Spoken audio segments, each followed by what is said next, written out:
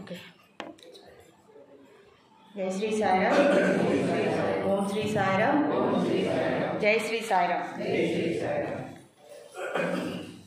ఓం నమో భగవతే వాసుదేవాయ. ఓం నమో భగవతే వాసుదేవాయ. ఓం నమో భగవతే వాసుదేవాయ. ఓం అజ్ఞానతిమిరాంధస్య జ్ఞానాంజనశలాకయా చక్షురున్మిలితం యేన తస్మై శ్రీ గురవే నమః.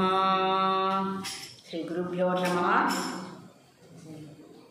ముందుగా శ్రీ సత్యసాయి బాబా వారి యొక్క శ్రీ చరణాలను ప్రార్థిస్తూ ఆయన పాదాలను ముక్కుంటూ ఈ భగవద్గీత జ్ఞానం అనేది మనకు అందాలంటే మనకు భగవంతుని యొక్క కృప తప్పకుండా ఉండాలి.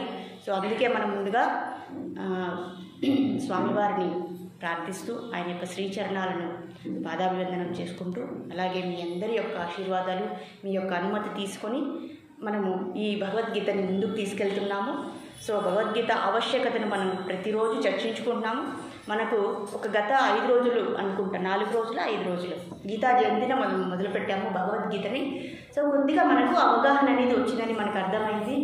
ముందు లాస్ట్ క్లాస్ శనివారం రోజు క్లాస్ అయిన తర్వాత ఒక భక్తురాలు అడిగారు, మనసుని ఎలా మనం నిగ్రహించుకోవాలి అంటే, ఇప్పుడు మనం ప్రార్థన చేస్తున్నాము, కీర్తన చేస్తున్నాము, కానీ మనసు అనేది ఎక్కడికో వెళ్ళిపోతుంది అని అడిగారనమాట. సో నేను ఈ ప్రశ్న విన్న తర్వాత నాకు చాలా ఆనందం అనిపించింది. ఎందుకంటే మనకు ప్రశ్న అనేది మొదలైంది అంటే అర్థం ఏమంటే మనం ఆలోచిస్తున్నాము అని అర్థం అనమాట. సో అందులో మనము ఎక్కువ సందిగ్ధత పడవలసిన అవసరం లేదు, ఏది జరగాలో అదే జరుగుతుందనమాట. అలాంటి ప్రశ్న అనేది మన మనసులో మొదలైందంటే మన మనస్సు వింటుంది, ఆ జ్ఞానాన్ని, ఆ అమృతాన్ని తీసుకుంటుంది అని అర్థం అనమాట. దాన్ని బట్టి మనం అర్థం చేసుకోవాలి. కాబట్టి మళ్ళీ మనము ఆ ఆవశ్యకతని మళ్ళీ మనం ఒక్కసారి రిఫ్రెష్ చేసుకుంటూ, అంటే మళ్ళీ ఒకసారి మననం చేసుకుంటూ, మనము ముందు క్లాస్లో ఎక్కడి వరకు ఆపాము అంటే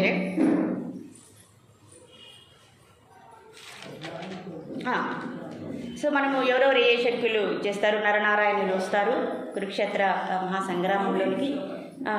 సో ఇక్కడ అంతకన్నా ముందుగా ఒక్క శ్లోకం మనం మిస్ అయ్యాము. అది 1:11 అనమాట. సో శ్రీమద్ భగవద్గీతకి జై, శ్రీల ప్రభుపాదికి జై, ఆ వైష్ణవాస్కి జై. ఇక్కడ మనం ఒకరి గురించి చెప్పేది మర్చిపోయాము. అంతకన్నా ముందుగా మనకు పతంజలి మహర్షి గారు ఇది మనకు ప్రస్తావించారు. అథాతో బ్రహ్మ జిజ్ఞాస అహం బ్రహ్మాస్మి అంటే మళ్ళీ మనల్ని గుర్తు చేస్తున్నారు. ప్రతి క్లాస్లోనూ మనము వినడానికి ముందు మళ్ళీ మనం ఎందుకు వింటున్నాం అనేది మనం అర్థం చేసుకున్నాం. మనకు చాలా అవసరం కాబట్టి మనం వింటున్నామండి, ఇంకేమీ లేదు. సో ఇక్కడ ఏమంటారు, అహం బ్రహ్మాస్మి అంటే ఏమి, ఇది మీరు ఒక సూత్రంలాగా, ఒక మంత్రంలాగా మనం జపించాలి. మీకు ఎప్పుడైనా ఖాళీ టైం దొరికిందంటే మనం దీన్ని, ఇప్పుడు మీరు క్వశ్చన్ అడిగారు కదా, మనసు ఎందుకు నేను కీర్తన చేస్తే వేరే దగ్గరికి ఎందుకు వెళ్ళిపోతుంది, చాలా మంచి ప్రశ్న అండి ఇది, చాలా మంచి ప్రశ్న. మనకు కావాల్సింది అదే ఆన్సర్. సో ఆన్సర్, ఆ జవాబు ఇక్కడ మనకు భగవద్గీత ఇవ్వబోతుంది అనమాట. ఇంతవరకు మనం కీర్తన చేస్తున్నాము, భగవంతుడి గురించి తెలుసుకుంటున్నాము, కానీ ఆత్మజ్ఞానం గురించి మనం ఇప్పుడు తెలుసుకుంటున్నాం అనమాట. మనం ఎందుకు ఇక్కడ ఉన్నాము అనేది మనం ఇప్పుడు అర్థం చేసుకోవడానికే భగవద్గీతను మనము పఠిస్తున్నాం, వింటున్నాం, చదువుతున్నాం. సో ఇక్కడ ఏమంటున్నారు, అహం బ్రహ్మాస్మి అంటే నేను ఆత్మస్వరూపము, శరీరం కాదు. అహం బ్రహ్మాస్మి అందరూ ఒక్కసారి చెప్పండి, అహం బ్రహ్మాస్మి అందరూ చెప్పాలి. ఇది మనము మనసుకి మనం చెప్పుకుంటున్నాం అనమాట. అందరూ కూడా దానికి ట్రైనింగ్ ఇస్తున్నాం దానికి, లేకపోతే మనసు మర్చిపోతుంది, వేరే దాని మీద వెళ్ళిపోతుంది. కాబట్టి మనసుకి మనం బోధ చేస్తున్నాం అనమాట. మనం అంటే ఎవరు ఇక్కడ, మనం అంటే ఎవరు ఇక్కడ, ఆత్మ. మనం ఫిక్స్ అయ్యామా ఇప్పుడు ఆత్మని, ఇంకా ఫిక్స్ అవ్వలేదు, అవ్వబోతాం, కంప్లీట్గా అర్థం అవుతుంది అనమాట. నెక్స్ట్ టైం ఎవరు మిమ్మల్ని అడిగినా మేము ఆత్మస్వరూపం అయ్యా, అహం బ్రహ్మాస్మి అని మీరు ఆధ్యాత్మిక పరిభాషలో చెప్పే రోజు తప్పకుండా మన ముందుంది. కాబట్టి ఎప్పుడు టైం దొరికినప్పుడు అహం బ్రహ్మాస్మి, ఇక్కడ పతంజలి మహర్షి గారు దీన్ని చెప్పారు. అలాగే ఇంకా ఏం చెప్పారు, సరే ఈ అహం బ్రహ్మాస్మి అనడానికి మనకు ఏది అవసరము అని సాధనా మార్గాలు 4 అనుకున్నాం. అవునా కదా 4 సాధనా మార్గాలు అనుకున్నాం కదా. మనసును నియంత్రించాలంటే మనకు కావాల్సినవి 4 మార్గాలు, 4 సాధన పద్ధతులు. అవి ఏంటివి అని మనం ఇక్కడ చర్చించుకున్నాం. సాధన చతుష్టయ సంపత్తి. సాధన చతుష్టయ, చతు అంటే 4, చతుష్టయ అంటే 4, సంపత్తి అంటే 4 సాధనలు ఉన్నాయి అని ఇక్కడ చెప్తున్నారు అనమాట. అవి ఏంటో ఇక్కడ మనకు చెప్తున్నారు. ఇప్పుడు బ్రహ్మజ్ఞానం కలగడానికి ముందు మనకు కావాల్సింది ఏంటి? బ్రహ్మజ్ఞానం అంటే మనం ఇప్పుడు ఎందుకోసం మనము ఇప్పుడు పని చేస్తున్నాము, ఎందుకోసం మనము ఇక్కడ అధ్యయనం చేస్తున్నామంటే ఆనందం పొందడానికే. ఎందుకు మనం ఇవన్నీ చదువుతున్నామంటే ఆనందాన్ని పొందడానికే. కన్క్లూషన్, సారాంశము ఏంటంటే ఈ శోకాన్ని పోగొట్టి ఆనందం అంటే నిత్య ఆనందం, పరమ ఆనందం, శాశ్వత ఆనందం. అవునా కదండి? దానికోసమే ఇప్పుడు మనం కృషి చేస్తున్నాం. అవునా కదా? అవసరమా కదా? మనందరికీ అవసరం కదండి. సో అందుకే చేస్తాం. కాబట్టి మనకు కావాల్సినటువంటి 4 సాధన మార్గాలు ఏంటి? మొదటిది వివేకం. మొదటిది ఏంటి? వివేకం. మనం రోజు కొంచెం రిఫ్రెష్ చేస్తే మనకు గుర్తుండిపోతాయి. వివేకం అంటే మీ తెలివి. తెలివిని ఈ పరిభాషలు ఏమంటారు? వివేకం అంటారు. తెలివి. తెలివి అంటే ఏది మంచి, ఏది చెడు, ఏది శాశ్వతంగా ఉంటుంది, ఏది అశాశ్వతంగా ఉంటుంది. ఇప్పుడు మనకు కావాల్సింది ఈ పదమే అనమాట. ఏది శాశ్వతం, ఏది అశాశ్వతం. ఈ రెండింటినీ మనము అర్థం చేసుకోవాలి. ఈ రెండింటి మధ్య తేడాను అర్థం చేసుకునేటటువంటి విచక్షణ శక్తి అంటే ఆ తెలివి. ఏది శాశ్వతము, ఏది అశాశ్వతం, అది అర్థం చేసుకుంటే వాటిని రెండు మనము సపరేట్ చేసుకోగలిగితే, విడదీసి అర్థం చేసుకుంటే దాన్నే వివేకం అంటారు. వివేకం అనేది భౌతిక ప్రపంచంలో కూడా మనకుంది. అది వద్దు మనకి. ఇప్పుడు మనకు కావాల్సింది మనసు గురించి. కాబట్టి మనము ఏది శాశ్వతం, ఏది అశాశ్వతం. ఉదాహరణకి ఇప్పుడు మనం చెప్పుకుంటున్నది దేని గురించి? ఏది శాశ్వతం, ఏది అశాశ్వతం? అశాశ్వతాలు. Very good, very good, very good. శాశ్వతం ఏంది? ఎవరు శాశ్వతం? ఎవరు ఆత్మ అని చెప్పారు? ఎవరు చెప్పారు ఆత్మని? ఎవరు చెప్పారు? మీరేనా? గట్టిగా క్లాప్స్ కొట్టుకోండి సార్. ఆత్మ తప్ప మిగిలినవన్నీ కూడా అశాశ్వతాలే. అంటే ఇక్కడ చెప్పబోతుంది ఈ శరీరం అనేది అశాశ్వతం. ఆత్మ ఒక్కటే, ఆత్మ పరమాత్మ ఒక్కటే శాశ్వతం. ఇంకా క్లియర్ అయిపోయింది కదండి. ఎప్పుడైనా మీరు టపా టపా చెప్పేస్తారనమాట. కాబట్టి అలా మనము వేరు చేసుకోగలిగేటటువంటి శక్తి, దాన్నే వివేకం అంటారు. ఇంకా రెండవది ఏంటి? వైరాగ్యం. Very good, excellent answer. వైరాగ్యం. వైరాగ్యం ఎవరికి ఉంది ఇక్కడ చెప్పాలి? వైరాగ్యం ఇప్పుడు ఇది కాదు. ఈ భగవద్గీత ఎట్లా అంటే, ఇప్పుడు మన భాగవతం చెప్పుకున్నాం కదా, నేను ఇంకా ఇక్కడికి వచ్చి టపా టపా టపా చెప్పేసుకోగలిగినాను. కానీ భగవద్గీత అలా కాదు. భగవద్గీత ఎప్పుడు కూడా అర్జునుడు అడుగుతుంటాడు ప్రశ్న, కృష్ణుడు చెప్తూ ఉంటాడు. అంటే ఏమి? ప్రశ్నోత్తరాలు. ఒకరు ప్రశ్న అడుగుతుంటారు, ఇంకొకరు సమాధానం చెప్తుంటారు. కాబట్టి ఇప్పుడు మనం అందరూ కలిసి ప్రశ్నలు అడగాలి అనమాట. ఇప్పుడు అర్జునుడు అడుగుతున్నాడు ప్రశ్నలు. అర్జునుడు అడిగితే మనకేంటి సంబంధం? ఇందులో మన యొక్క ఆవశ్యకత ఏమి ఉంది? సాయిరామ్ అమ్మగారు వచ్చేసారు. హరి బోల్ సాయిరామ్. చేరా తీసేసి బ్యాగ్ తీసేసి.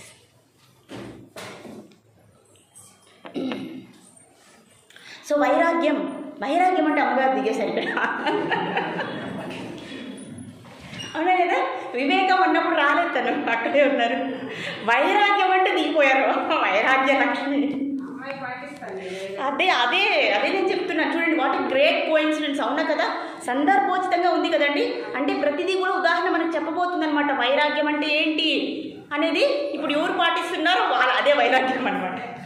అవునా కదా? సో వైరాగ్యం అంటే ఏంటి?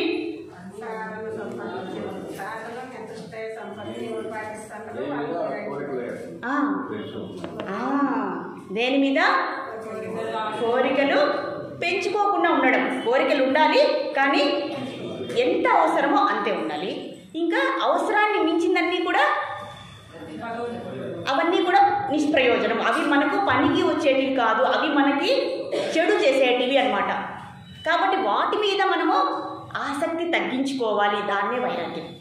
లేదా ఒక వస్తువు పైన అవసరానికి ఉపయోగించుకోవాలి, దాన్ని పక్కన పెట్టేయాలి. దాని మీద మమకారం పెట్టుకోకూడదు, ఆసక్తి, ఇష్టం, వ్యామోహం పెట్టుకోకూడదు. అదే వైరాగ్యం. అవును కదండి? మన ఇంట్లో ఎవరైనా సొంతమైన వాళ్ళు శరీరాన్ని త్యాగం చేశారనుకోండి, ఆ ప్రక్రియ అంతా మనకేమనిపిస్తుందండి? చాలా దుఃఖంగా ఉంటుంది. అప్పుడు మనకేమనిపిస్తుంది? అప్పుడు మాత్రం మనకు వచ్చేది శ్మశాన వైరాగ్యం. అవునా కదండి? అవునా కదా? కాకపోతే ఇప్పుడు మనకు కనీసం ఏదో వైరాగ్యం ఉంది కదా, కాబట్టి ఇప్పుడు మనము అసలు వైరాగ్యాన్ని తెచ్చేసుకుందాం. అవునా కదండి? అందరికీ కూడా శ్మశాన వైరాగ్యం ఉంది మనకి. అవునా కదా? ఇప్పుడు మనము శాశ్వత వైరాగ్యాన్ని తెచ్చేసుకుందాం. ఎవరికి? అర్జునుడిలాగా. అవునా కదండి? కాబట్టి మొదటిది వివేకము, 2 వైరాగ్యము, 3 ఇంద్రియ నిగ్రహం. ఇది ఉందా మనకు? ఇంద్రియ నిగ్రహము ఉందండి. కానీ కొంచెం మనం ప్రయత్నిస్తున్నాం కదా, మన క్లాస్ వినేదానికన్నా మనం చేస్తున్నాం. అవునా కదా? అందరూ మనం చేస్తున్నామని నా నమ్మకం. చేస్తున్నామా లేదా? నేను దానికి ఉదాహరణ చెప్పేనా?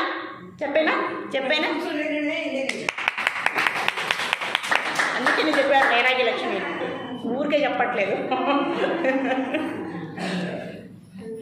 కాబట్టి శాశ్వత వైరాగ్యాన్ని మనము సంపాదించేద్దాం. ఇది ఆధ్యాత్మిక సంపద కాబట్టి మనం కూడా వైరాగ్యమే సంపద మనకి ఇక్కడ.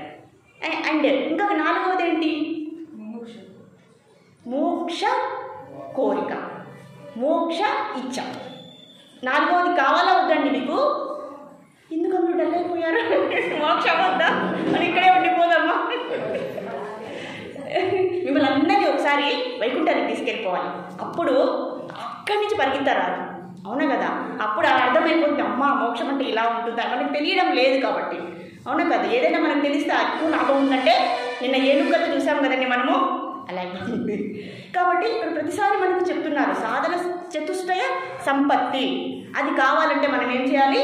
ఈ 4ని మనం సాధన చేయాలి. మనసుని నిగ్రహించాలంటే ఈ 4 అవసరము. కాబట్టి అహం బ్రహ్మాస్మి అని మననం చేస్తూ ఉండాలి. మనం ప్రతినిత్యం ఎప్పుడైనా మీకు ఒక్క నిమిషం టైం దొరికినా మనం అనుకుంటూ ఉండాలి. ఎందుకంటే ఇది పరోధర్మము. మన నిజమైన ధర్మం ఏంటి? అహం బ్రహ్మాస్మి అనడమే పరోధర్మం. అంటే ఆత్మను ఉద్ధరించుకోవడమే మన ధర్మం. కానీ మన ధర్మాన్ని మనం మర్చిపోతున్నాము. అందుకే భగవంతుడు ఇక్కడికి వచ్చారు. అయ్యా, ఈ ధర్మాన్ని నువ్వు మర్చిపోతున్నావు, నువ్వు ఆత్మని మర్చిపోయావు, నీ ఆత్మ ధర్మం ఏందో మర్చిపోయినావు. నువ్వు శరీరం అనుకుంటున్నావు కాబట్టి శరీరానికి సంబంధించినటువంటి బాధ్యతనే ఎక్కువగా తీసుకుంటున్నావు. కానీ నువ్వు ఆత్మ అనేటువంటి అవగాహన లేక దాన్ని వదిలేసావు. కాబట్టి మనము పుడుతున్నాము, మళ్ళీ శరీరాన్ని వదులుతున్నాం. కాబట్టి దీన్ని మనము సాధన చేయాలి అనేది, అప్పుడు బ్రహ్మ జిజ్ఞాస అనేది కలుగుతుంది. డెఫినెట్గా అండి. ఇది ఎవరైనా ట్రై చేయండి, ప్రయత్నం చేయండి. విఫలమైతే మళ్ళీ వచ్చి మనం కృష్ణాని అడిగేద్దాం. అయ్యా, నువ్వు చెప్పావు, మాకు ఇక్కడ రిజల్ట్ రావట్లేదు. నువ్వు మన కృష్ణాన్ని కొట్లాడాలన్నమాట. ఊరికే వదిలిపెట్టకుండా భగవంతుని. అవునా కదా? భగవంతుడు దొరికారు మనకి ఇప్పుడు. కాబట్టి ఇక్కడ జరిగేటటువంటిది అంటే సంభాషణ. ఒకరు ప్రశ్న అడుగుతుంటారు, ఇంకొకరు నివృత్తి చేస్తూ ఉంటారు, అంటే సమాధానం ఇస్తూ ఉంటారు. అర్జునుడు ప్రశ్నలు అడుగుతూనే ఉంటాడు అన్నమాట. ఎన్ని సందేహాలు ఉన్నాయి. మరి మనకెందుకు ఈ అవసరము? అర్జునుడి కంటే ఆడు యుద్ధం చేయలేక వాళ్ళ యొక్క స్వజనం ఉన్నారు కాబట్టి ఆ యుద్ధం చేయను, నాకు ఇష్టం లేదు, ఇది ధర్మం కాదు అని కొట్లాడుతున్నారు. మనం ఎందుకు వినాలి? మనకేమో అంత అవసరము? అర్జునుడు ఎందుకు పోతే మనకేంటి?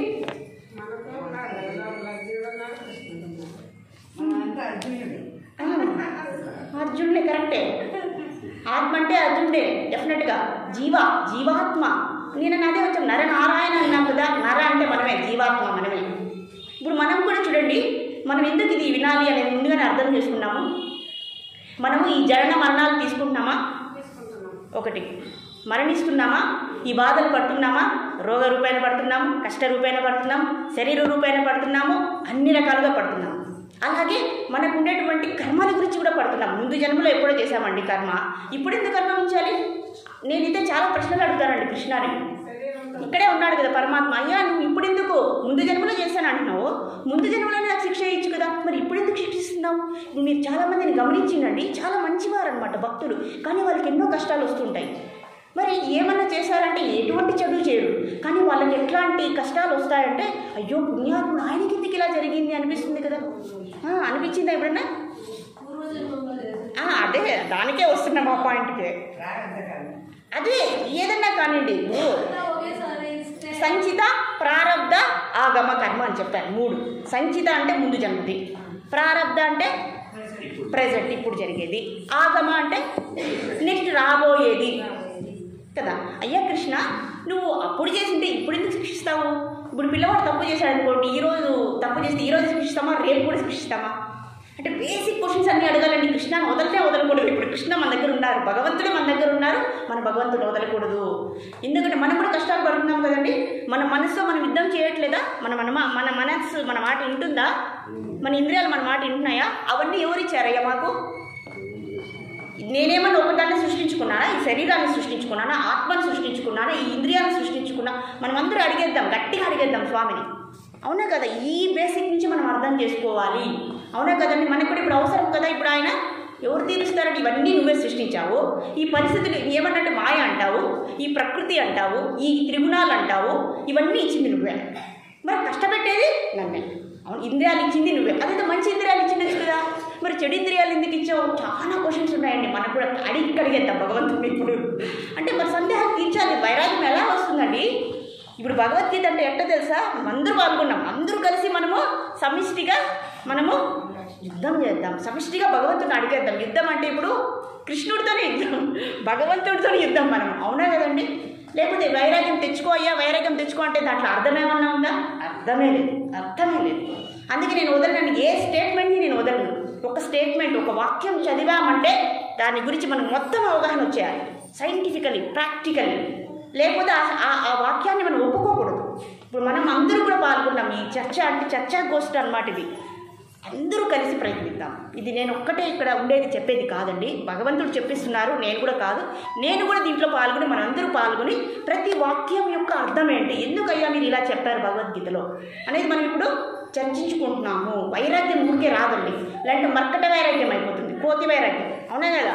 కొంతసేపు వైరాగ్యం వస్తుంది, మళ్ళీ మామూలు వడ పాయసం తినేస్తాం. అవునా? అయిపోయింది తేలికత, హాయిగా పట్టుకునేస్తాం. ఇది కానే కాదు. భగవద్గీత అంటే క్షుణ్ణంగా చదవాలి, క్షుణ్ణంగా అర్థం చేసుకోవాలి, మనము తరించేయాలి. అవునా కదా? సో అదే అనమాట. కాబట్టి ఈరోజు మనము ఒక్కరి గురించి మర్చిపోయాము, అదే భీష్మదేవుడు. 1.11 అనేది మనం మర్చిపోయాము, ఒకసారి 14కి వెళ్ళిపోయాము. ఇక్కడ భీష్మదేవుడి గురించి కూడా తెలుసుకోవాలి. మనము కౌరవుల పక్కన ఎవరున్నారు? ఫస్ట్ ద్రోణుడి గురించి చెప్పేసుకున్నాము. నెక్స్ట్ ఎవరి గురించి చెప్పుకోవాలి? భీష్ముడు. ఇప్పుడు ద్రోణుడి గురించి తెలుసుకున్నాం కదండి మనము. ద్రోణుడి గురించి మనకేమర్థమైంది? ఎవరు చెప్తారు? ద్రోణుడి గురించి మనకి ఏమర్థమైంది? ద్రోణాచార్యుల వారు. ఏమర్థమైంది? గురువు. Very good. ఇంకా దుర్యోధనుడు అయితే చాలా స్టోరీలు ఉంటాయి.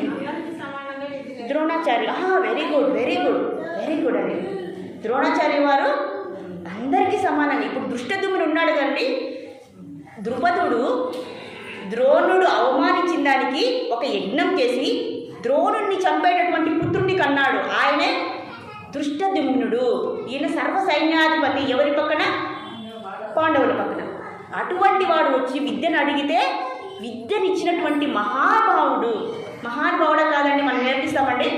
కానీ ఇక్కడ ద్రోణాచార్యుల వారు నేర్పించారు. ఎంత మంచివాడు చూడండి ఇక్కడ. అది నెక్స్ట్ భీష్మదేవు అంటే అందరికీ తెలుసు కదండి. ఆయన జ్ఞానవేత్త, తత్వవేత్త. ఏ పేరు చెప్పినా కూడా తక్కువే అండి భీష్మదేవుడు. ఆయనే విష్ణు సహస్రనామాన్ని చెప్పారంటే ఎంత గొప్ప మహానుభావుడు. మహాజనులలో ఆయన కూడా ఒక్కరు, మహాజనులు. అవునా కదా? మీకు ఇది బోర్గా ఫీల్ అవ్వకండి, మనము మంచిగా తీసుకెళ్దాం దీన్ని. సో భీష్మదేవుడు శంతన మహారాజు గంగాదేవికి జన్మించినటువంటి పుత్రుడు. మనకు తెలుసు కదా.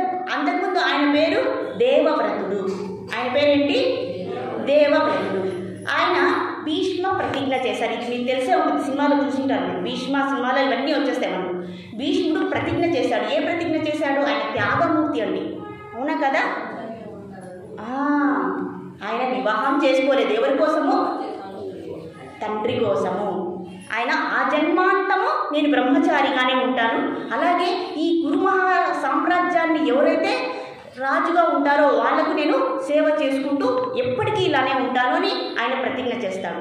ఆయన చేసినటువంటి త్యాగానికి నిరతిగా అతని తండ్రి శంతన మహారాజు ఆయనకి ఒక గొప్ప వరాన్ని ఇస్తాడు. అదే ఇచ్చా మరణం. నువ్వు ఎప్పుడు కావాలంటే అప్పుడు శరీరాన్ని త్యాగం చేయవచ్చు. అంత త్యాగమూర్తి అండి ఆయన. అవునా కదా? సో ఆయన గురించి ఇక్కడ ఇచ్చారు. ఇప్పుడు దుర్యోధనుడు ఏం చెప్తున్నాడు? ద్రోణాచార్యుల వారు భీష్ముడి గురించి కూడా చెప్తున్నాడు. భీష్ముడు అతి పరాక్రమశాలి, కానీ మనం భీష్ముడిని కూడా మనం రక్షించుకోవాలి. ఎందుకు రక్షించుకోవాలి? భీష్ముడు అతి పరాక్రమవంతుడు కదా. భీష్ముడి దగ్గరికి వస్తే ఎవ్వరు బతకరండి, అంత గొప్ప యుద్ధ వీరుడు, యోధుడు. మరి ఎందుకు దుర్యోధనుడు అలా చెప్తున్నాడు? భీష్ముని కూడా మనం కాపాడుకోవాలి ద్రోణాచార్య గురువర్య అని ఎందుకు చెప్తున్నారంటే, భీష్ముడికి ఒక ప్రాబ్లం ఉంది. ఏంటంటే ఆయన శిఖండి కనపడితే యుద్ధం అంటే అస్త్రశస్త్రాన్ని వదిలేస్తాడు, యుద్ధం చేయడం అనమాట. ఆయనకు అదుగా అది శాపంలాగా ఆయనకు అయిపోయింది అనమాట, ఆయన యొక్క హిస్టరీ అది. కాబట్టి ఇప్పుడు మనం ఏం చేయాలి? భీష్మదేవిని కాపాడుకోవాలి. చుట్టూ ఎప్పుడైనా సరే ఎక్కడ ఏదో టైంలో శిఖండి వచ్చేసిందంటే జాగ్రత్తగా కాపాడుకోవాలి. శిఖండి కనపడకుండా భీష్ముడిని మనం రక్షించుకోవాలి అని ఇక్కడ దుర్యోధనుల వారు చెప్తున్నారు అనమాట. చెప్తున్నారు. అది అయిపోయిన తర్వాత 1.14 మనం చెప్పేశాము నరనారాయణులు. అలాగే అర్జునుడిని అండ్ కృష్ణుని ఏమంటారు? మాధవ అంటారు. మా అంటే మహాలక్ష్మి, ధవ అంటే భర్త. మహాలక్ష్మి యొక్క భర్త ఎక్కడున్నారు? ఎవరి పక్షంలో ఉన్నారు? లక్ష్మీదేవి ఎక్కడ ఉంటే అక్కడ శుభము, విజయము. అవునా కదా? జయము. అవునా కనుక విజయలక్ష్మి.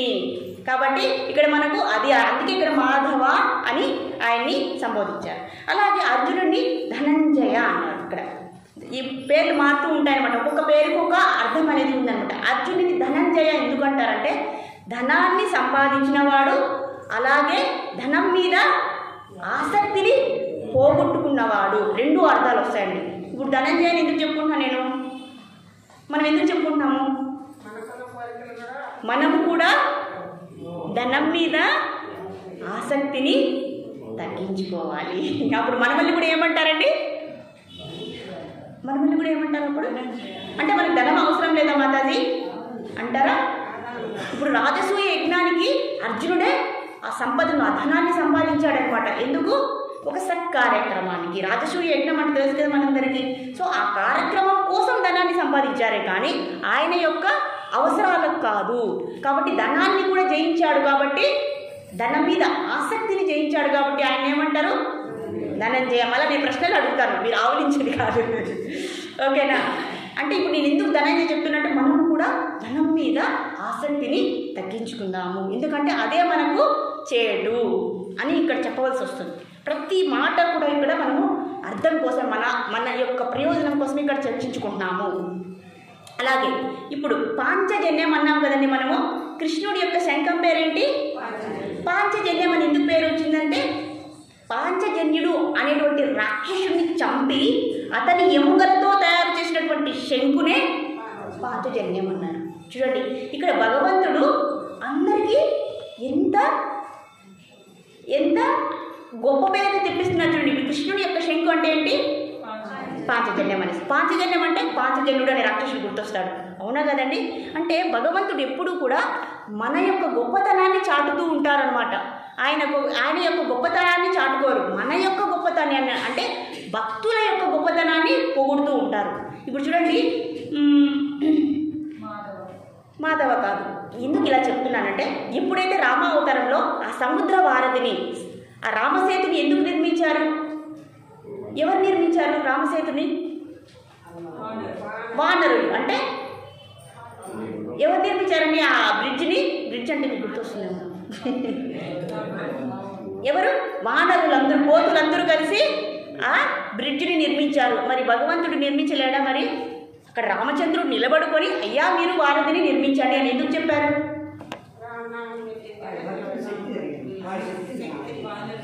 Very good. ఇంకా అది కూడా భక్తిని చూపించడానికి. ప్రతి ఒక్క రాయి మీద రామ, భక్తి యొక్క శక్తిని, అలాగే భక్తుడి యొక్క గొప్పదనాన్ని చూపించడానికే రాముడు ఈ లీలలన్నీ చేస్తుంటారండి. రాముడు ఇలా అనుకుంటే అయిపోతుంది ఆ బ్రిడ్జ్ ఎంత. అవునా కదండి? కాబట్టి ఇక్కడ భగవంతుడు భక్తులని వాళ్ళకి కీర్తిని తెప్పించడానికి, భక్తుల్ని పొగడ్డానికి, గొప్ప పేరు తెప్పించడానికే భగవంతుడు మనకి ఇలాంటి లీలలు చేస్తూ ఉంటారు. కాబట్టి దాంట్లో మనం ఉన్నామా? ఇప్పుడు పాంచజన్యుడు అనే రాక్షసుడు ఉన్నాడండి, కృష్ణుడి చేతిలో మనం ఉన్నామా? అంటే ఇక్కడ చెప్పుకోవడం ఏమంటే, మనము కూడా ఆ వాళ్ళ యొక్క బాటలో నడుద్దాము. ప్రతి వాక్యము కూడా మనం అవసరానికి చెప్పుకున్నామండి, ఏది కూడా అనవసరం లేదు ఇక్కడ. సో అలాగే దుర్యోధనుడు అత్యాస అని చెప్పుకున్నాం మనము. అలాగే దుర్యోధనుడికి ఎక్కువ ఉండేది ఏంటి? అసూయ. అసూయ అంటే ఏంటి? ఒకరిని చూసి ఓర్వలేనితనము కదా. ఒక ఉదాహరణ చెప్తారా? నాకు చెప్పాలి ఉదాహరణ, నా మీద చెప్పండి. నాకే వెరీ గుడ్.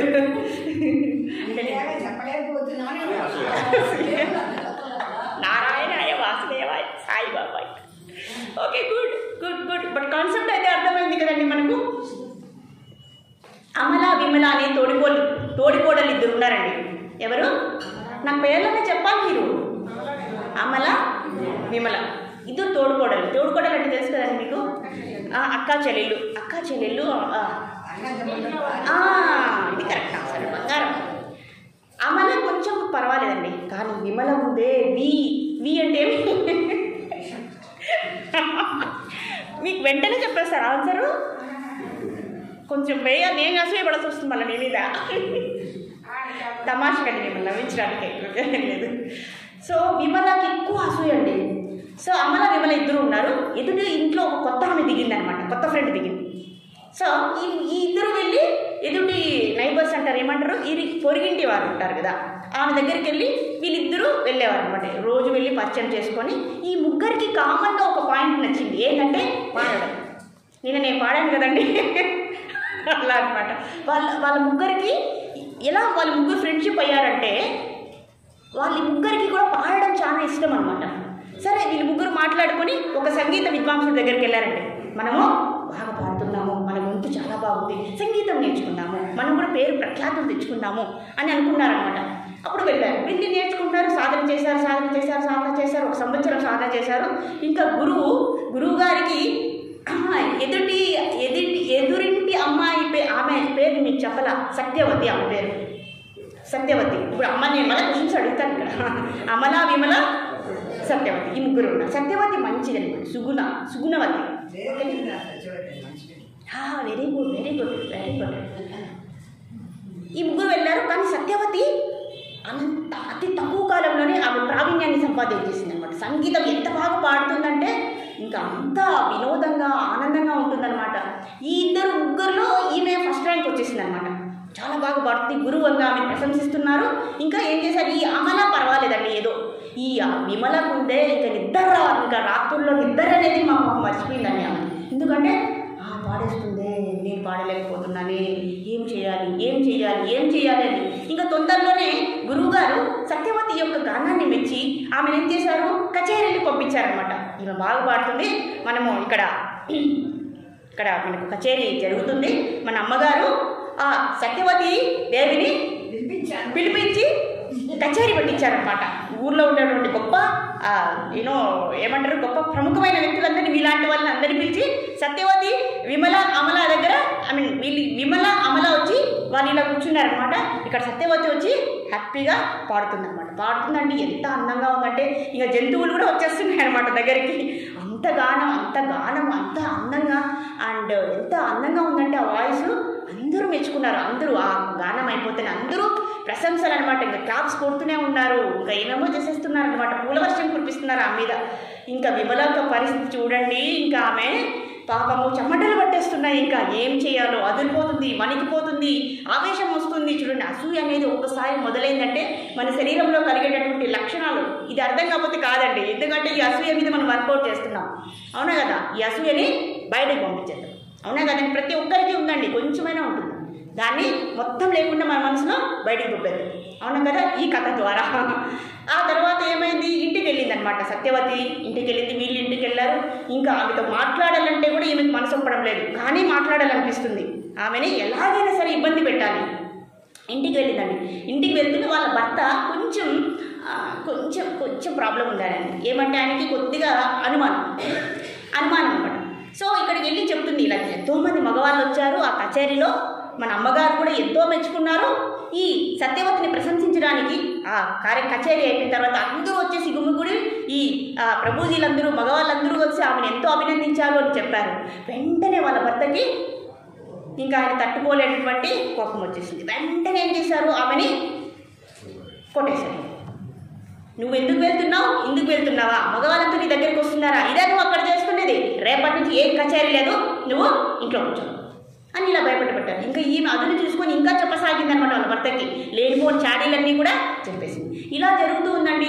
ఒకరోజు ఏమైంది, మన గురువుగారు మన అమ్మగారు హెడ్ టెంపుల్ హెడ్ పిలిచి, అమ్మ నువ్వురా, ఈరోజు ఇంకా పెద్ద పెద్ద ప్రముఖులు వస్తున్నారు, నువ్వు వచ్చి గానం చేయాలి, ఇలా చేస్తే నీకు ఒక అవార్డు కూడా వస్తుంది అని చెప్పారనమాట.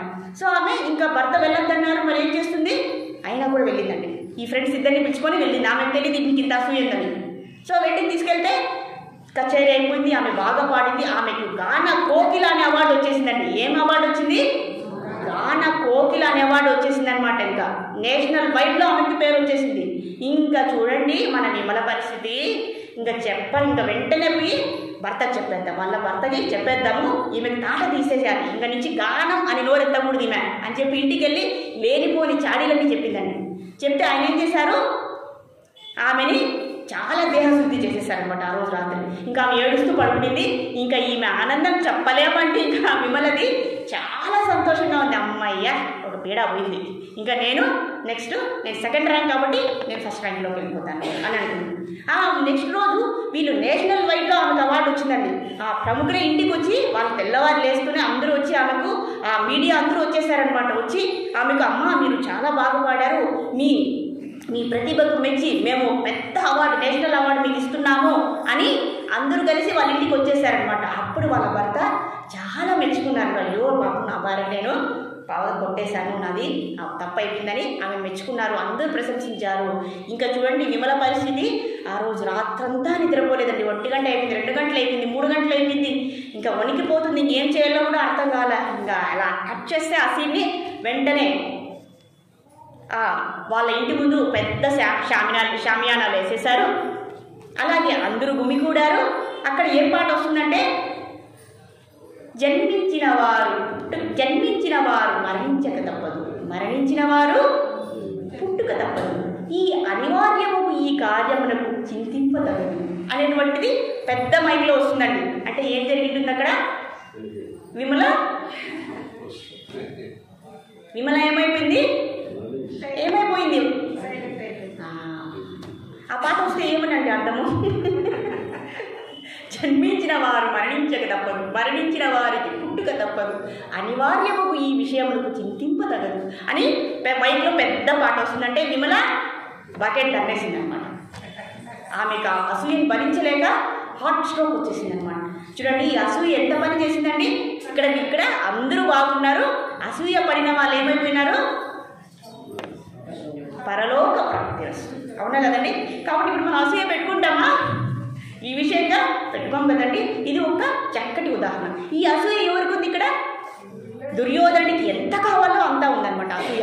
కాబట్టి ఆయన పరిస్థితి ఏమవుతుంది మనం ఇప్పుడు చూస్తున్నాం. కాబట్టి అసూయ అనేటువంటి దుర్గుణాన్ని మనము ఎటువంటి పరిస్థితుల్లో పెట్టుకోకూడదు. ఎవరైనా సరే మనకంటే బాగా మంచిగా ధనంలో అయినా, అందంలో అయినా సరే, ప్రతిభలో అయినా సరే, ఆధ్యాత్మికతలో అయినా సరే వాళ్ళు ముందుగా ఉంటే మనం ఏం చేయాలి, వాళ్ళని ప్రశంసించాలి, ప్రోత్సహించాలి. చేద్దామైన నుంచి మనము. కాబట్టి ఈ దుర్గుణాన్ని మనం పక్కన పెట్టేద్దామా. చూడండి కృష్ణుడు 100 ఒక్కల్ని పెట్టుకొని ఉంటాడు, అవునా కదా. శిశుపాలుడు ఒక మాట అంటే ఒక ఒక్కలు తీసి పడేసుకుంటారు. అంటే ఇప్పుడు కూడా మనం ఏం చేద్దాము, మనలో ఎన్ని దుర్గుణాలు ఉన్నాయో అలా ఒక్కొక్క దుర్గుణాన్ని ఇప్పుడు మనం భగవద్గీత వింటూ అర్థం చేసుకుంటూ ఒక్కొక్క దుర్గుణాన్ని బయట పడేస్తాం. అవునా కదండి. పడేస్తామా లేదు, ఇప్పుడు అర్థమైంది కదా మనకు అసూయ అంటే ఎంత. అది అసూయ అనేది మొదట మనమల్లే కాల్చివేస్తుంది, ఎదుటి వ్యక్తిని ఏమీ చేయదు, మనల్నే కాల్చివేస్తుంది. కాబట్టి ఈ దుర్యోధనుడికి పట్టినటువంటి ఈ అసూయని ఇప్పుడు భగవంతుడు కాల్చివేస్తారు. సో అది చెప్తున్నారు. ఆ తర్వాత 1.21లో అర్జునుడి యొక్క జెండా, అర్జునుడి యొక్క రథం పైన ఒక జెండా ఉంది. ఆ జెండా పైన ఎవరున్నారు, జెండాపై కపిరాజు అంటుంటారా, ఎవరున్నారు, హనుమంతుడు ఉంటారు. నిన్న మనం చెప్పుకున్నాము, పాండవుల వైపు శంఖమును ఊదినప్పుడు కౌరవులలో ఆ శబ్దానికే అందరూ కూడా మరణించారు. వాళ్ళందరికీ హార్ట్ స్ట్రోక్లు వచ్చేసాయి అనమాట. దానికి కారణం ఏమంటే హనుమంతుల వారు. మీకు తెలుసు కదండి స్టోరీ, తెలుసా మీకు? ఎందుకు అర్జున్ యొక్క జెండాపై హనుమంతుల వారు ఎందుకుంటారు? ఒకసారి భీముడు వెళ్తూ ఉంటాడనమాట. వెళ్తూ ఉంటే అక్కడ హనుమంతుల వారు కోతి రూపంలో వచ్చి, ఆయన కోతి అనుకోండి, కోతి రూపంలో వచ్చి అలా కూర్చొని ఉంటారనమాట. నాకు చెప్పేదానికి నా వల్ల కావట్లేదు. సో ఆ తోకని పెద్దగా పెట్టి చాలా కేర్లెస్గా కూర్చో ఉంటాడనమాట. అప్పుడు భీముడు ఆ దారిలో వెళ్తూ ఉంటాడనమాట. వెళ్తే ఈయన పెద్ద తోకని పెట్టింటారు. ఇదేంటి వికారంగా ఉన్నట్టుంది, ఏంటి ఇక్కడ చూస్తే కోత, ఓ కోతి నీకింత గర్వమా ఏంటి, నీ తోకని ముడుచుకో అంటారనమాట. భీముడికి అసలే భలే కోపం అండి, ముక్కు మీద కోపం అలాగా. సో అప్పుడు ఏమంటాడు ఆ కోతి ఏమంటుంది, అయ్యా నీ అవసరము నీది, నేనేదో రిలాక్స్ అవుతున్నాను ఇక్కడ, నీ అవసరమైతే పక్కన పెట్టుకో అంటారనమాట. అప్పుడు ఇంత అహంకారం, కోతివి నేనెవరనుకుంటున్నావు, పాండవులలో ఒకడైన వాడిని, మా అన్న ఎవరు, ధర్మరాజు, అవునా కదా? నా గద యుద్ధం నీకు తెలుసా? నా గదను ఒకసారి నువ్వు చూసావా? దాని యొక్క బరువు ఎంత ఉంటుందో నీకు తెలుసా? ఇవన్నీ చెప్తున్నాడు. కోతికి అవసరం అంటే ఇవన్నీ అవసరం అంటే ఇక్కడ ఏముందనమాట, నా దగ్గర ఇన్ని ఉన్నాయనేటువంటి గొప్ప అహంకారం అనేది ఉందన్నమాట.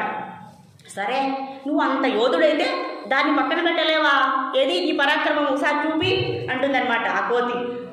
అలా అంటావా, నీ కోతి ఎంత అనేసి ఆ తోకని ఒక్క అంగుళం కూడా కదిలించలేరు. ఆయన ఎంత ప్రయత్నం చేసినా అప్పుడు వెంటనే ఇంకా భీముడికి ఆ శక్తి అంతా పోయి అప్పుడు ప్రార్థిస్తారు. ఈయనెవరో మహానుభావుడు ఉన్నారు, ఆయన ఎవరో కాదని ప్రార్థిస్తే అప్పుడు హనుమంతుల వారు దర్శనమిస్తారన్నమాట. అప్పుడు అడుగుతాడు అయ్యా, మేము ఇక కురుక్షేత్ర సంగ్రామం కోసం అన్నీ మేము సిద్ధం చేసుకుంటున్నాము, మీ యొక్క కృప మాకు కావాలి అంటే అప్పుడు మనకు హనుమంతుల వారు, సరే నేను ఆ యుద్ధరంగంలో జెండా మీద ఉండి ఎప్పుడైతే మీరు శబ్దం చేస్తారో అప్పుడు భీముడి యొక్క శబ్దము నా యొక్క శబ్దము రెండు ఒకటయ్యి ఆ శంకు నినాదానికే అందరూ కౌరవ సైన్యంలో ఉన్నటువంటి సైనికులు మరణిస్తారు. అందుకే ఆయన హనుమంతుల వారు ఆ జెండాపై ఉంటారు అని ఇక్కడ చెప్తున్నారు అన్నమాట. ఇప్పుడు చూడండి, ఇప్పుడు నేరుగా మనం వచ్చేద్దాము. ఇక్కడ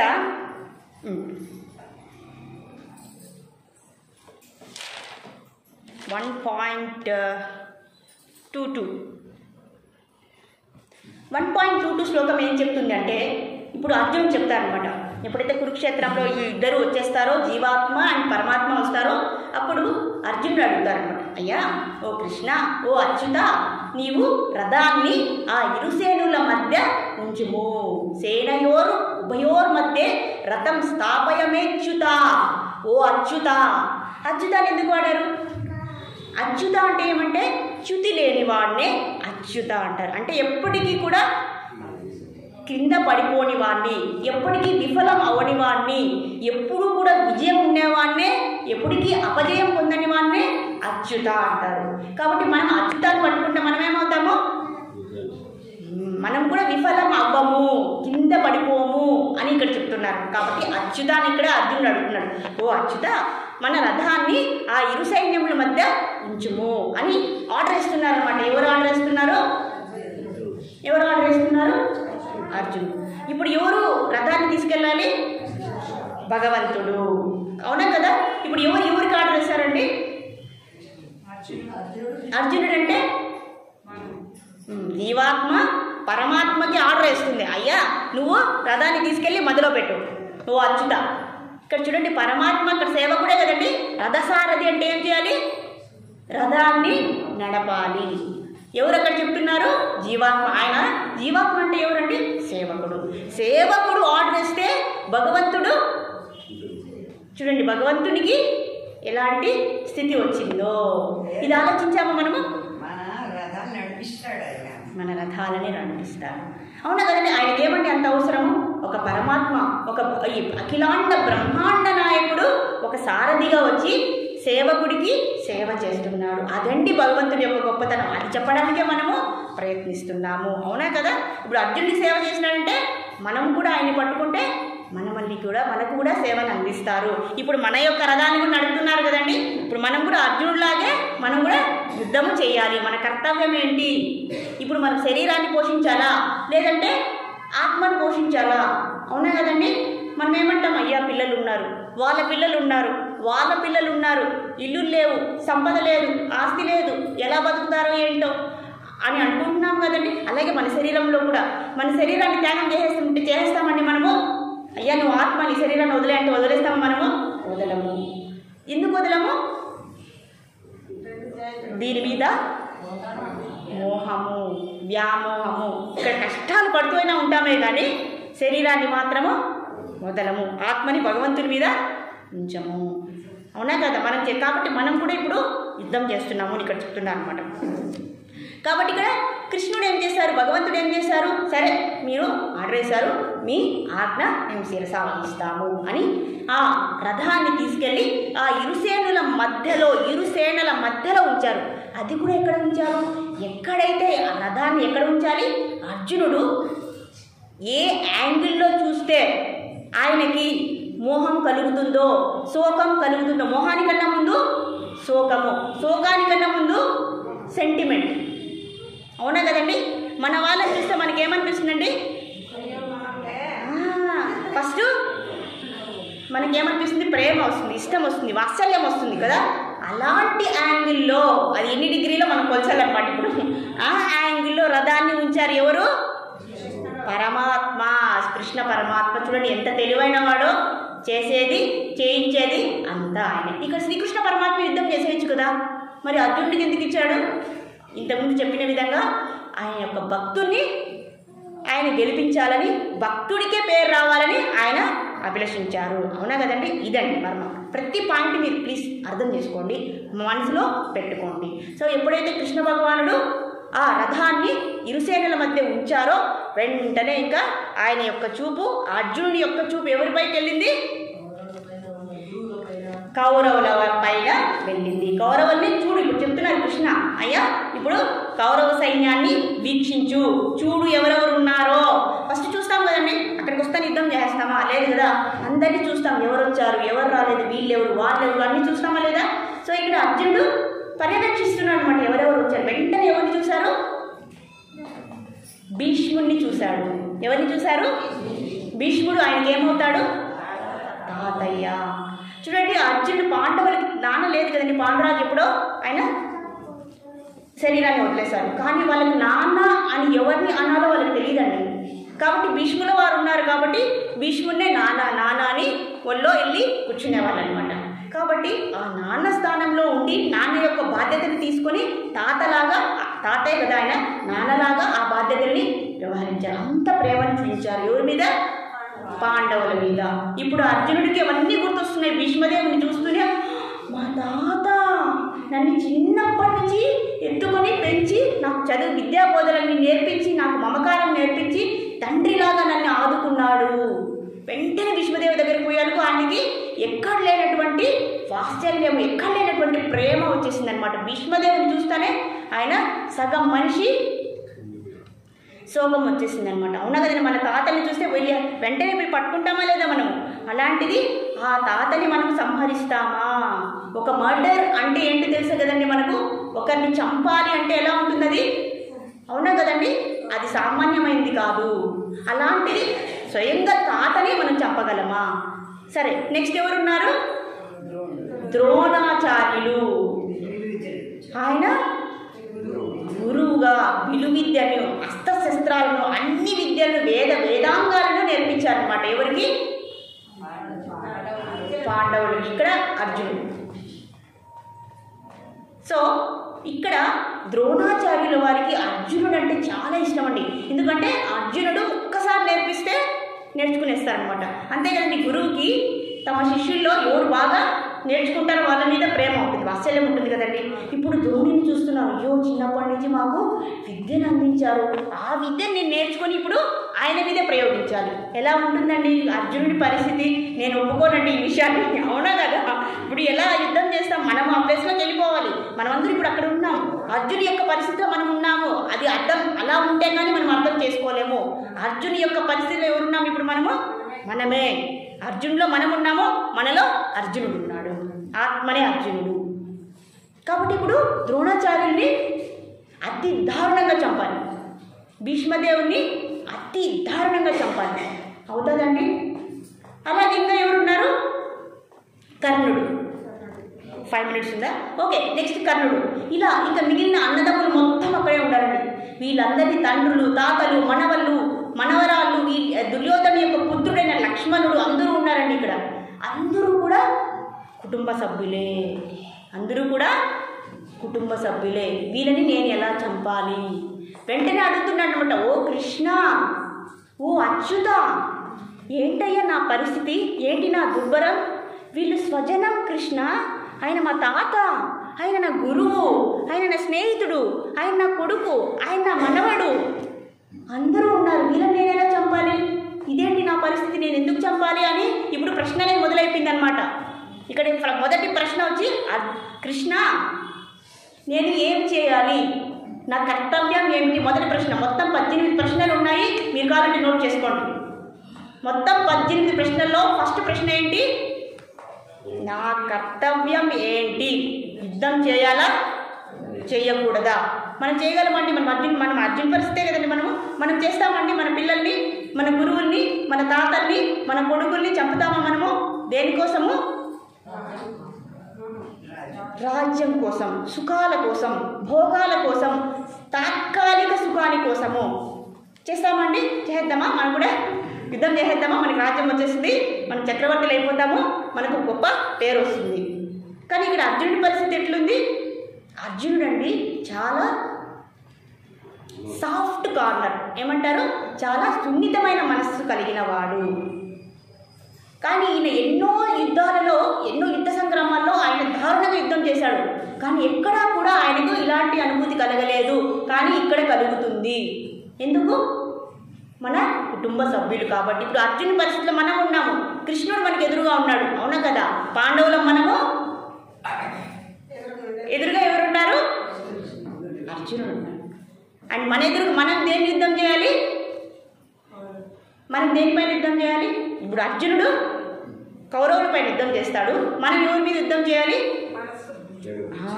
మన శరీరం మీద యుద్ధం చేయాలి, మన మనసు పైన యుద్ధం చేయాలి, మన ఇంద్రియాలపైన యుద్ధం చేయాలి, మన బుద్ధి పైన యుద్ధం చేయాలి. ఎంతసేపు లాగుతుంది, అయ్యో నా బిడ్డ, నా ఇల్లు, నా సంసారం. ఇక్కడ ఉన్నప్పుడే ఏం చేస్తుంది మనసు? నేను కాలేజీలో పాఠాలు చెప్తున్నా కూడా నా బిడ్డ ఏం చేస్తున్నాడో ఆయన్ని ప్రొటెక్టింగ్గా పెట్టేసే వస్తాము. అయినా కూడా నా బిడ్డ ఏం చేస్తున్నాడో, తిన్నాడా లేదా, తాగినాడా లేదా, ఏం చేస్తున్నాడో, పాపం ఏడుస్తున్నాడో, జ్వరం వస్తుందో అని ఆ మైండ్ ఉంటుందా లేదండి? ఎక్కువ తాపత్రయం పడిపోతూ ఉంటాము. దాని మీద యుద్ధం చేయాలి, అవునా కదండి? ఆ తాపత్రయమే మన అనేక జన్మలకు కారణము, చేయాలి. కానీ అతి తాపత్రయం పనికిరాదు అని ఇక్కడ చెప్తున్నారు. దానికోసం మనం కూడా యుద్ధం చేయాలి ఇప్పుడు అని ఇక్కడ చెప్తున్నారు. ఐ థింక్ టైం ఆఫ్ కదా, అయిపోయిందా? ఈరోజు నీకు ముగిద్దామా, రేపు చర్చించుకుందామా మిగిలిన అంశాలు? కాబట్టి మనము ఈ విషయాల్ని మనము ఈరోజు చెప్పుకున్నటువంటి ఈ వివేకము, ఇంకా ఏం చెప్పుకున్నాము? వైరాగ్యము, ఇంద్రియ నిగ్రహము, అలాగే మోక్ష కోరిక, ఈ 4 మననం చేయండి. అలాగే అహం బ్రహ్మాస్మి ఎన్నిసార్లు వీలైతే అన్నిసార్లు మననం చేయండి. ఎందుకంటే మనకు ఇదే ఆత్మబోధ. నేను ఒకసారి విన్నాను, సత్యసాయి బాబా వారే చెప్తున్నారు, అయ్యా ఆత్మవిద్యను చదవండి. మొదటి నారదుడికి ఎవరు చెప్పారు? చతుష్కుమార్లో ఒకరు చెప్పారు, అయ్యా ఆత్మవిద్య చదువు అని, అవునా కదా? అలాగే పతంజలి మహర్షి చెప్పారు, అలాగే మన సాయిబాబా వారే చెప్పారు. ఏం చెప్పారు? భౌమ విద్య, ఆత్మ విద్య, జ్ఞాన విద్య అంటే ఈ భగవద్గీత చదివి చదివి చదివి చదివి చదివి చావంగా నేటికి చావు లేని చదువు చదవలను, చదివి చదివి చదువు లేక కోటి జనులు చచ్చిరి కదా, విశ్వధాభిరామ వినురవేమ అని వేమన కూడా చెప్పేశారండి. మన బాబా వారు కూడా చెప్పారు, చూడండి మీకు ఫేస్బుక్లో వస్తుంది, ఇది చెప్పేశారు. ఇంతమంది చెప్తున్నా మనం ఏం చేస్తున్నామో, ఇంకా కూడా శరీర విద్యనే చదువుతున్నాము కానీ ఆత్మ విద్యను చదవడం లేదు, అవునా? కానీ మనకి ఇప్పుడు ఒక మంచి అవకాశం వచ్చింది కదండి. కాబట్టి మనం కూడా దీని మీద మనసు పెట్టాలి. అవునా కదా?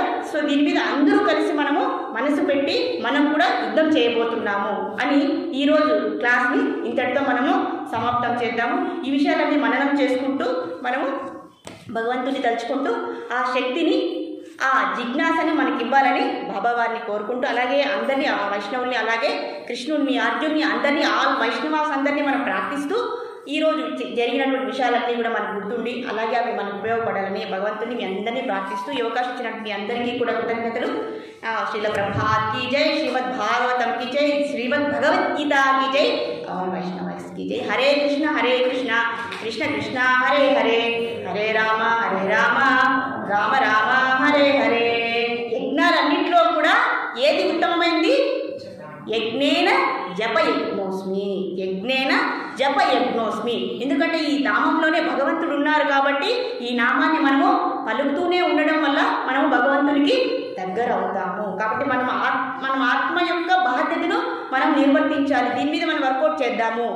ఇప్పుడు చూడండి, 60 ఏళ్ల వయసు వచ్చిందంటే ఈ కలియుగంలో చాలా అదృష్టం. 60 ఏళ్ల వరకు సక్సెస్గా మనం ఉన్నామంటే ఈ కలియుగంలో, ఈ ట్రెండ్లో, ఈ జనరేషన్లో, ఈ శతాబ్దంలో చాలా అదృష్టవంతులు. ఇంతవరకు మనము ఏం చేశాము? భౌతిక విషయాల మీద మనసు పెట్టాము, మన కర్తవ్యాన్ని మనము నిర్వర్తించాము. 60 దాటిన తరువాత, 60 ఏళ్ళ తర్వాత ఒక్క రోజైనా సరే, ఒక్క క్షణమైనా సరే మనం మొదలు పెట్టాలి, కంప్లీట్గా పెట్టాలి అని ఇక్కడ శాస్త్రం చెప్తుందండి. కాబట్టి ఇంకా కూడా ఈ భౌతికమైనటువంటి ఆసక్తుల మీద కంప్లీట్గా వదులుదాము. ఎందుకంటే పిల్లలు పెళ్ళిళ్ళు చేసేసాము, వాళ్ళ బాధ్యతలు వాళ్ళు చూసుకుంటారు, మనకు సంబంధం లేదు. నాకు కూడా 60 ఏళ్ళే అండి. మీరు నన్ను అంటారేమో, నాకు కూడా 60 వచ్చాయి. నాకు మానసికంగా వచ్చేసాయి అనమాట. 60 ఏళ్ళు, 65, 70 వచ్చేసాయి. కాబట్టి అవుతుంది, భగవంతుడే చేస్తాను, ఎవరు చేస్తాను, నాకెందుకు.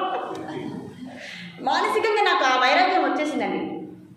నేను కాన్ఫిడెంట్గా చెప్పగలను. ఎందుకంటే మా అమ్మగారికి జరిగినటువంటి సన్నివేశం చూస్తే నాకు మా అమ్మగారు వెళ్తూ వైరాగ్యం అంటే ఏంటనేది నేర్పించేసి వెళ్ళారనమాట. ప్రతి ఒక్క ఇన్సిడెంట్లోనూ మనకు అర్థం అవ్వాలండి ఎందుకు వైరాగ్యం అంటే వద్దంటే వచ్చేస్తుందండి. ఎందుకంటే మా అమ్మని ఎంతో కాపాడుకోవాలని మేము గత కొన్ని సంవత్సరాలుగా ప్రయత్నించాము.